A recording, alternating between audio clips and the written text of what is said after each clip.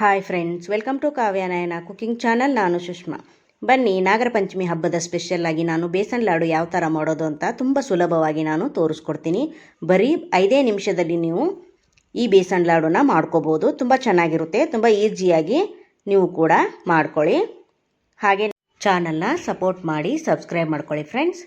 ನೋಡಿ, ಒಂದು ದೊಡ್ಡದು ಕಡಾಯಿ ಇಟ್ಕೊಂಡಿದ್ದೀನಿ ಒಲೆ ಮೇಲೆ.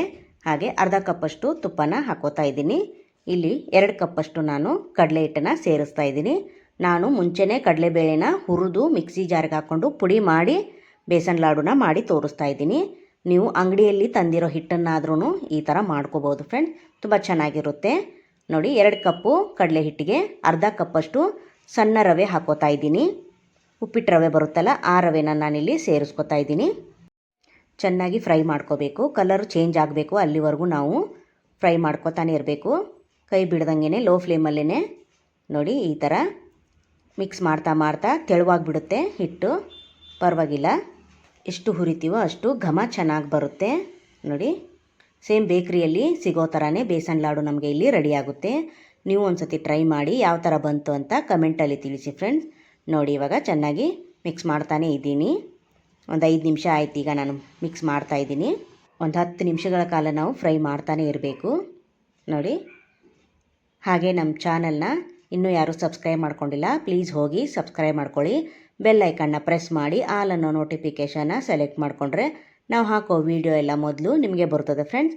ಆಗ ಎಲ್ರಿಗಿಂತ ಮುಂಚೆ ನೀವೇ ನೋಡ್ಬೋದು. ನೋಡಿ, ನಾಗರ ಪಂಚಮಿ ಹಾಗೆ ವರಮಹಾಲಕ್ಷ್ಮಿ ಹಬ್ಬ ಕೂಡ ಬರ್ತಾಯಿದೆ. ನೀವು ಕೂಡ ಮಾಡಿ, ತುಂಬ ಚೆನ್ನಾಗಿರುತ್ತೆ. ನೋಡಿ, ಏಲಕ್ಕಿ ಪುಡಿನ ನಾನು ಹಾಕೋತಾ ಇದ್ದೀನಿ. ಅದನ್ನು ಕೂಡ ಹಾಕ್ಕೊಂಡು ಚೆನ್ನಾಗಿ ಮಿಕ್ಸ್ ಮಾಡೋಣ. ತಳ ಏನೂ ಅಂಟೋದಿಲ್ಲ, ಭಯ ಬೇಡ. ಲೋ ಫ್ಲೇಮಲ್ಲಿ ನಾವು ಕೈ ಬಿಡ್ದಂಗೆ ಚೆನ್ನಾಗಿ ಫ್ರೈ ಮಾಡ್ಕೋಬೇಕು.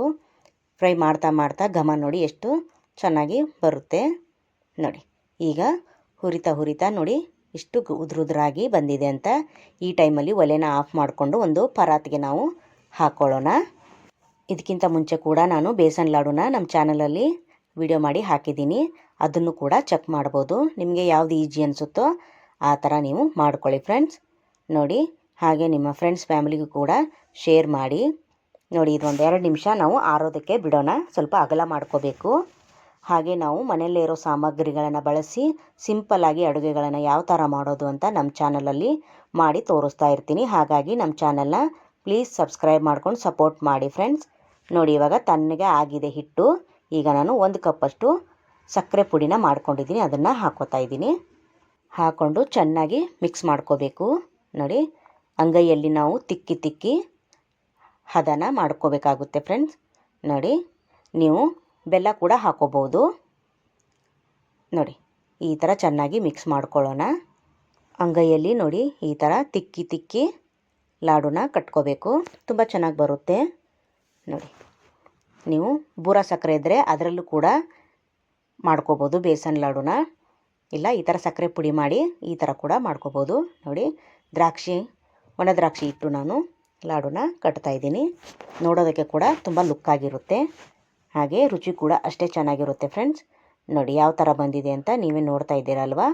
ನೋಡಿ, ಸೂಪರ್. ನೋಡಿ, ಎಷ್ಟು ಸಖತ್ತಾಗಿ ಕಾಣಿಸ್ತಾ ಇದೆ ಅಲ್ವಾ. ಇದೇ ಥರ ಎಲ್ಲವನ್ನು ಮಾಡಿ ನಾನು ಪ್ಲೇಟ್ಗೆ ಸರ್ವ್ ಮಾಡ್ಕೊಂಡಿದ್ದೀನಿ. ನೋಡಿ, ವಾವ್, ಸೂಪರ್ ಅಲ್ವಾ. ನೋಡೋಕ್ಕೆ ಇಷ್ಟು ಚೆಂದ ಇದೆ ಅಂದರೆ ಟೇಸ್ಟು ಕೂಡ ಅಷ್ಟೇ ಚೆನ್ನಾಗಿರುತ್ತೆ ಫ್ರೆಂಡ್ಸ್. ನೀವು ಒಂದು ಸತಿ ಟ್ರೈ ಮಾಡಿ ಯಾವ ಥರ ಬಂತು ಅಂತ ಕಮೆಂಟಲ್ಲಿ ತಿಳಿಸಿ ಫ್ರೆಂಡ್ಸ್. ನೋಡಿ, ಸೂಪರ್. ಹಾಗೆ ಒಂದನ್ನು ಮುರಿದ್ಬಿಟ್ಟು ತೋರಿಸ್ತೀನಿ, ಎಷ್ಟು ಸಾಫ್ಟಾಗಿ ಮೆದುವಾಗಿ ಬಂದಿದೆ ಅಂತ ನೀವೇ ನೋಡಿ. ನೋಡಿ, ಸೂಪರ್. ಹಾಗೆ ನಮ್ಮ ವಿಡಿಯೋ ನಿಮಗೆ ಇಷ್ಟವಾದರೆ ಪ್ಲೀಸ್ ಲೈಕ್ ಮಾಡಿ, ಶೇರ್ ಮಾಡಿ, ಕಮೆಂಟ್ ಮಾಡಿ, ಸಬ್ಸ್ಕ್ರೈಬ್ ಮಾಡ್ಕೊಳ್ಳಿ. ನಮ್ಮ ವಿಡಿಯೋ ನೋಡಿದ್ದಕ್ಕಾಗಿ ನಿಮ್ಮೆಲ್ಲರಿಗೂ ಧನ್ಯವಾದಗಳು. Thank you for watching. ನಮಸ್ಕಾರ ಫ್ರೆಂಡ್ಸ್. ಬಾಯ್.